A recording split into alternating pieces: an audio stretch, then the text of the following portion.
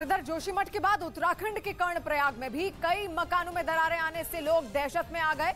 बताया जा रहा है कि वहां के एक इलाके में 69 परिवारों पर मकान गिरने का खतरा मंडरा रहा है। ऐसे में 8 परिवारों को दूसरी जगहों पर शिफ्ट किया जा चुका है, क्योंकि कर्णप्रयाग में भी कई मकानों में दरारें पड़ गई हैं। वहां से जो तस्वीरें सामने आई उनमें कई लोगों के मकानों की दीवारों से लेकर छतों पर काफी लंबी और चौड़ी दरारें देखने को मिली, जिससे लोगों में दहशत पैदा हो गई।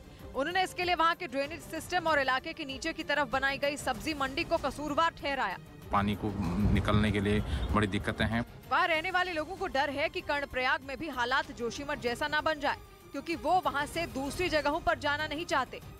उधर जम्मू कश्मीर की पूर्व मुख्यमंत्री महबूबा मुफ्ती ने जोशीमठ के बहाने वैष्णो देवी और अमरनाथ यात्रा का मुद्दा उठाया, जिस पर सियासी घमासान छिड़ गया। महबूबा मुफ्ती ने जोशीमठ आपदा पर चिंता जताते हुए एक ट्वीट किया, जिसके जरिए उन्होंने आगाह किया कि जोशीमठ की ही तरह वैष्णो देवी और अमरनाथ यात्रा से वहां के पर्यावरण को नुकसान पहुंच सकता है। महबूबा मुफ्ती के इस ट्वीट पर बीजेपी ने उन्हें निशाने पर ले लिया। मैडम महबूबा की जो राजनीतिक रोटियां सेकने की आदत है और धार्मिक जो कार्ड खेलने का प्रयास है वो किसी से छुपा नहीं है। बीजेपी के अलावा कई दूसरी पार्टियों और कुछ मंदिरों के महंतों ने भी इस ट्वीट पर आपत्ति जताई।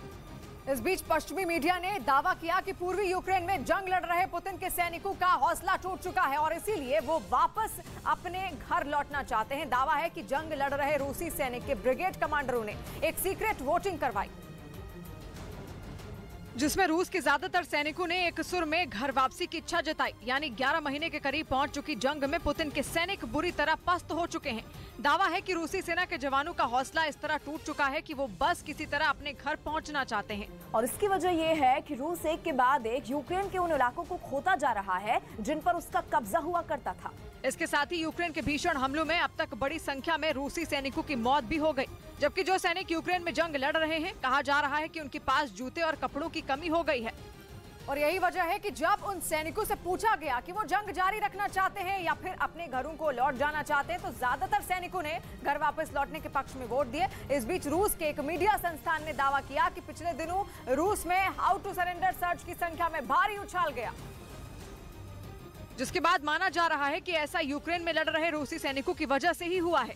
दावा है कि रूस के सर्च इंजन यानडेक्स पर हाउ टू सरेंडर यानी आत्मसमर्पण कैसे करें हजारों की संख्या में सर्च किया गया है। रूस के मीडिया के मुताबिक 28 नवंबर से 4 दिसंबर के बीच सिर्फ एक हफ्ते में 66,000 बार इसे सर्च किया गया, जबकि इससे पहले के 5 महीने में हर हफ्ते ये 10,000 बार सर्च किया गया था। दावा किया गया कि हाउ टू सरेंडर सर्च तब से ज्यादा बढ़ गए जब से रूस ने कम ट्रेनिंग लिए हुए सैनिकों को यूक्रेन भेजना शुरू किया, मतलब वो सैनिक जिनकी भर्ती कुछ ही महीने पहले रूसी सेना में हुई थी।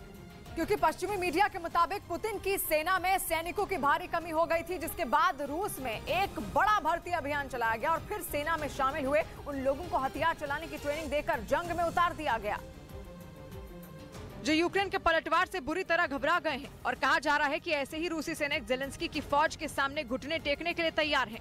हालांकि इस दौरान यूक्रेन से रूस आ रहे वीडियो मैसेज भी पुतिन का सिरदर्द बढ़ा सकते हैं। पश्चिमी मीडिया के मुताबिक रूस के सैनिक अपने परिवार वालों को भेजे गए वीडियो संदेश में पुतिन के ऊपर बड़ा आरोप लगा रहे हैं। दावा किया गया कि कम ट्रेनिंग पाए रूस के नए सैनिकों का इस्तेमाल इस तरह किया गया जैसे किसी भेड़िए के आगे मीट डाला जाता है। यानी उन सैनिकों को हमले में आगे रखा जा रहा है जो नए हैं, ताकि पुराने और अनुभवी सैनिकों और कमांडरों को बचाया जा सके। इस बीच खबर ये भी है कि बेलारूस में ट्रेनिंग ले रहे कई रूसी सैनिक फरार हो गए, जिनकी तलाश के लिए बेलारूस की सेना ने एक सर्च ऑपरेशन चला रखा है।